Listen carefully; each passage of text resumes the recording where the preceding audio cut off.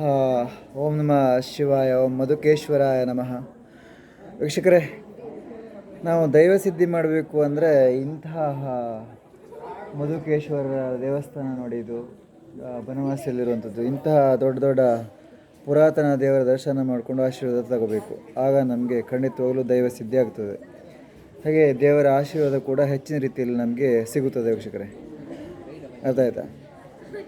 ನನಗೆಲ್ಲ ಸಿದ್ಧಿಯಾಗಿದ್ದು, ನಾನು ಇಂತಹ ದೇವಸ್ಥಾನಗಳನ್ನು ಎಷ್ಟೋ ತಿರುಗಿದ್ದೇನೆ, ಎಷ್ಟೋ ನಡ್ಕೊಂಡೆಲ್ಲ ಹೋಗಿ ದೇವರ ಆಶೀರ್ವಾದನ ತಗೊಂಡಿದ್ದೇನೆ. ಅರ್ಥ ಆಯ್ತಾ? ಕಾಲು ಮುಟ್ಟಿ ಒಂದು ಆಶೀರ್ವಾದನ ತಗೊಂಡಿದ್ದೇನೆ, ಎಷ್ಟೋ ರಶಲ್ಲಿ ಹೋಗಿ ಆಶೀರ್ವಾದನ ತಗೊಂಡಿದ್ದೇನೆ. ಆಗ ನನಗೆ ದೇವರು ಸಿದ್ಧಿ ಕೊಡ್ತಾ ಹೋಗಿದ್ದಾರೆ. ಹಾಗೆಯೇ ನಿಮಗೂ ಒಂದು ದೈವ ಸಿದ್ಧಿ ಆಗಬೇಕು ಅಂದರೆ ಆದಷ್ಟು ಬೇಗ ನೀವು ಇಂತಹ ದೇವಸ್ಥಾನಗಳ ದರ್ಶನವನ್ನು ಮಾಡೋಕ್ಕೆ ಇವತ್ತಿಂದನೇ ಶುರು ಮಾಡಿಬಿಡಿ.